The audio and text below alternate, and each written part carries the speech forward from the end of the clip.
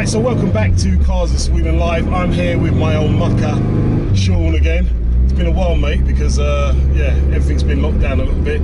Everybody goes on holiday in July in Sweden. Plus, I've been well sick lately, but don't worry, I've been double jabbed and I've been tested, so it's not the big C. But yeah, so how's it going, mate?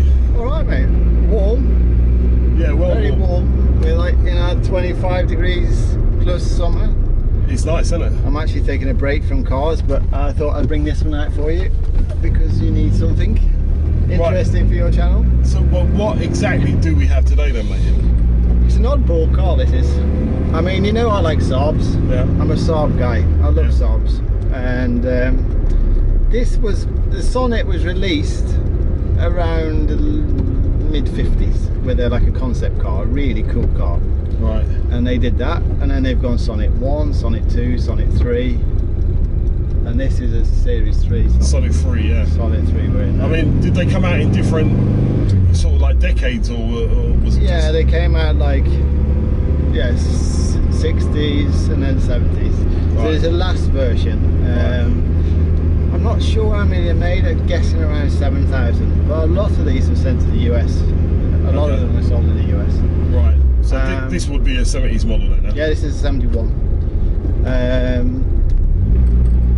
This is also the difference between the Sonett 3, I think 1970, they had the V4, it's from a Ford, it's a Taunus V4 Ford engine in these. Okay. And they were 1500, but in 71 they came with a bigger engine, which is 1700. Right. And they built the 1700 because it was a bit more powerful, because in the US in the 70s there was oil crisis. Okay. And they had all of these restrictions on also smog and emissions and stuff. So they actually gave it a 1700 engine, but had the same power as a 1500. Okay. So it's about standard, I think it's like 65, 70 horsepower. All right. So this, I mean, I've noticed the engine is really compact in there as well, yeah.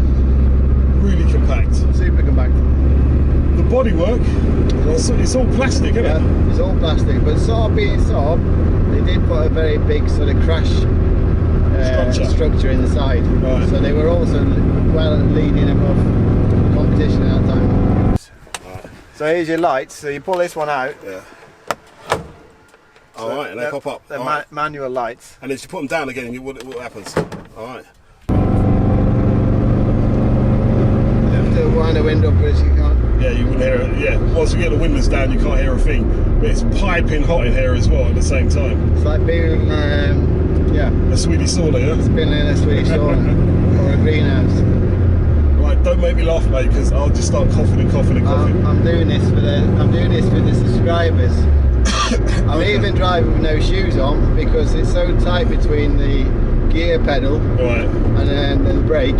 Yeah. As I'm in my summer mode, my clunky sandals don't fit. Right, you didn't have time to put your sports shoes on then, no? Driving shoes. But it's also got a freewheeling gearbox in this. Alright, explain to me exactly what that means. So basically, when you're in driving normal gear and you get to low revs, well, this doesn't, this rolls. Of course you get to very, very low revs. And they'll pick up. Yeah, so like now I'm freewheeling. Right. And now I press the gas. Alright, nice, it gets in there quickly though, doesn't it? So it's a little bit like you could say like an automatic gearbox. Right. It's sort of, but it's not really. You can turn it on and off, so you can have it with freewheeling, or you can turn it in just to like a normal gearbox. What kind of gearbox are we talking about with this? It's a 4-speed. Yeah. It's a Saab box, but I think it's derived from a Ford. No, I can truly say that. I've seen this car in a magazine before. Today is the very first time I've actually seen one. It's quite spacey. I mean, compared to like competition, this was competing back then with like the MGs, Austin Healey's. You just don't see them though, do you? I mean, I've been living in Sweden for over 20 years, and it's the first time I've actually seen one on the road. Yeah, I think on the amount it was sold in Europe, if I guess, this is a guesstimate, I would say like 20 or 30% of them are sold in Europe and the rest were sold in the US. Okay. And this car was actually imported from the US. Aha, so this is a US registered, pre-registered car. And the difference you can see later is the Sonett 3 had the bonnet bulge. Yeah. And it had like fold out side windows. Right. so that's the difference between the Sonett 3. The Sonett 2 had just a flatter nose, but they did a really cool one. This like in the 50s. It was like I think they only made like 20 or 30 of them, like a flat cab version. Okay. With like slats on the side. All right, nice. Really cool. I've seen a couple of them. There's one in the Saab Museum, and I know a guy has got one, and they are super, super, super flexible. Right. I can imagine that. So, what kind of power we got with this car then? Well, this one was, like I said earlier, it was 65 to 70 brake horsepower, but the guy who owns this car, he's from Trolleton, where the factory Saab was, so all those guys from that area, you know, they know Saab. Yeah. So he's upgraded this a little bit, so I guess on this one we're around 110. All right, nice. But remember, it doesn't weigh anything, this car. Yeah, exactly. So we're in this sort of Lotus Elise. Yeah, exactly. That sort of like power to weight ratio. Yeah. We're in the Lotus Elise area. I mean, it does move nicely, doesn't it? It sounds great as well. That little 4-cylinder or V4.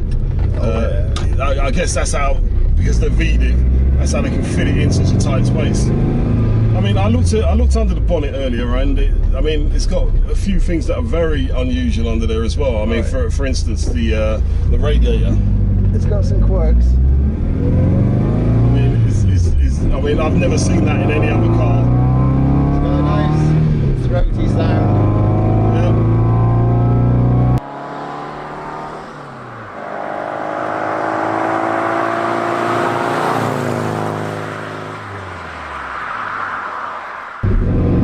Sounds great.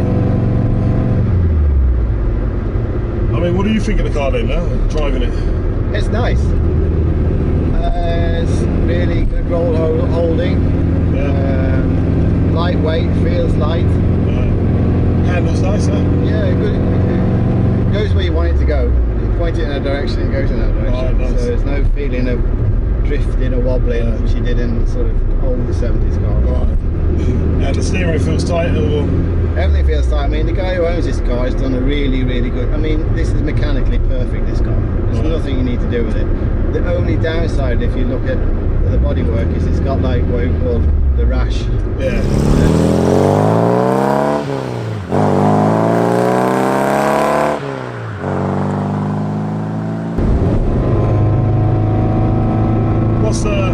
What's happening with this car then? It's going up on the auction in the middle of August, and it'll be out for bidding. I think we end the bidding in 2nd of September. Right, so we just say that again just in case we didn't hear that. So it goes out in August. We'll publish it in the middle of August, and it'll last the bids around the last bidding day. I think it's the 2nd of September. 2nd of September. All right, so everybody's still got time because we're still in the summertime area now, and the auctions are not actually on at the moment, but they'll be on again soon. But all the information for the car will also be up on Bill Webb's Bill Webb auction in the next sort of 2-3 weeks. So yeah, if you're interested in the car, as we speak now, it's what is it, around the 20 something of July. Yeah. And yeah, it's this car's going to be available soon. So something new. There you have it, mate. It's a really unusual Saab in great mechanical condition. Paintwork needs to be sorted, and yeah. Oh, you know. I'm sweating now, Gary. Hurry up. It's yeah. All right, so we wrap it up then. Yeah. I'll just say, well, look, thanks for checking out the show as usual. We always want to bring you some unusual cars and some interesting cars, and we got another one today, the Saab Sonett 3. All right, so hopefully you enjoyed the show. If you did, don't forget to like, subscribe, and we'll see you all again next week for some more Cars of Sweden live.